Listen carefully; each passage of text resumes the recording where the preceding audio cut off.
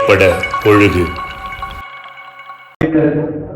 தேசிய தலைவரினுடைய பிறந்த நாள் நிகழ்வில் பங்கேற்றிருக்கிற அண்ணன் உள்ளிட்ட அனைவருக்கும் வணக்கம்.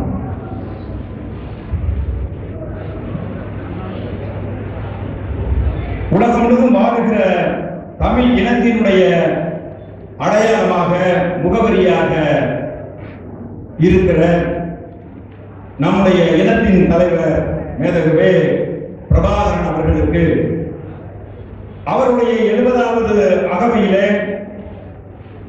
எனது வாழ்த்துக்களை உலக தமிழர்களோடு பகிர்ந்து கொள்வதில் பெரும் மகிழ்ச்சி அடைகின்றேன். உலகத்தில் எத்தனையோ தேசிய இனங்கள் விடுதலைக்காக போராடி இருக்கிறது.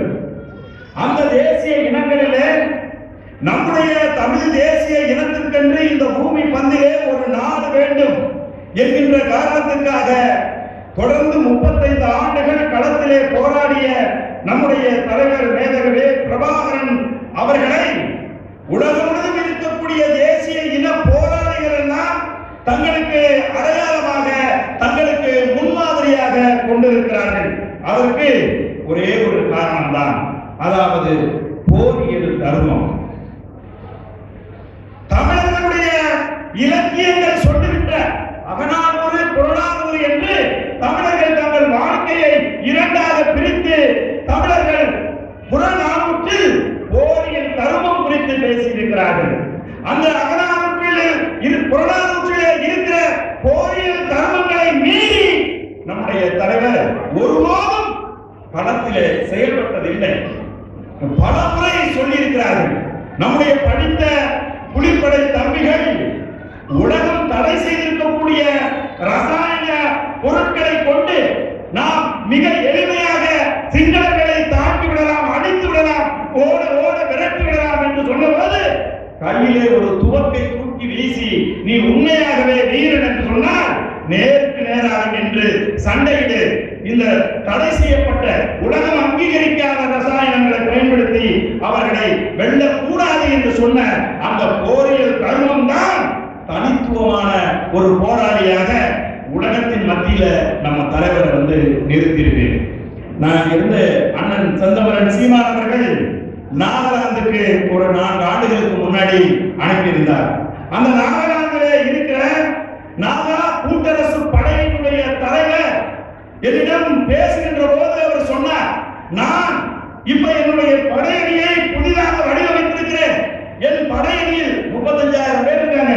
இந்திய அரசாங்கத்தை எதிர்த்து போராடிட நாகா கூட்டரசு படையில் 35,000 பேர் இருக்காங்க. அப்ப அவர் சொல்றாரு, என்னுடைய படையணியை நான் மாற்றி அமைத்திருக்கிறேன்.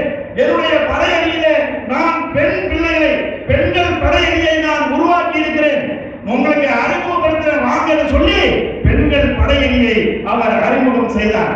நீங்க நல்லா யோசிச்சு பாருங்க, எங்கோ ஒரு மூலையில ஒரு சிறிய நாட்டில தன் இனத்தின் விடுதலைக்காக தன் மக்கள் சுதந்திரமாக வாழ வேண்டும் என்பதற்காக தன்னுடைய எதிர்கால சந்ததி அடிமைப்பட்டு கிடக்க கூடாது என்பதற்காக போராடிய ஒரு தலைவனை உலகம் பூரா தேசிய இன விடுதலைக்காக போராடி கொண்டிருப்பவர்கள் எல்லாம் இன்றைக்கு பின்பற்றுகிறார்கள் என்று சொன்னால் அண்ணன் நம்முடைய தலைவர் தமிழ் இனத்தின் அடையாளமாக இருக்கிற நம்முடைய மேதகுவே பிரபாகரன் அவர்கள் சுத்த வீரனாக இந்த பூமியிலே இன்றைக்கு அறியப்பட்டிருக்கிறார். தனி மனிதர்களுடைய வரலாறு தான் உலக வரலாறாக இன்றைக்கு இருக்கிறது. அலெக்சாண்டர் உலக வரலாற்றில் இடம்பெற்றிருக்கிறார். முசாலினி உலக வரலாற்றில் இடம்பெற்றிருக்கிறார்.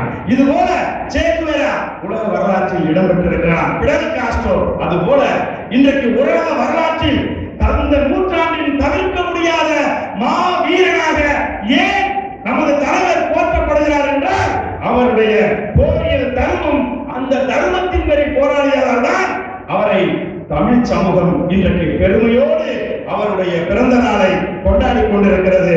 அண்ணன் மேதகுவே பிரபாகரன் அவர்களுக்கு என்னுடைய பிறந்த நாள் வாழ்த்துக்களை உலக தமிழர்களோடு இணைந்து பகிர்ந்து கொள்வதில் பெருமை அடைகிறேன். எனக்கு வாய்ப்பளித்த அன்னைக்கு நன்றி கூறி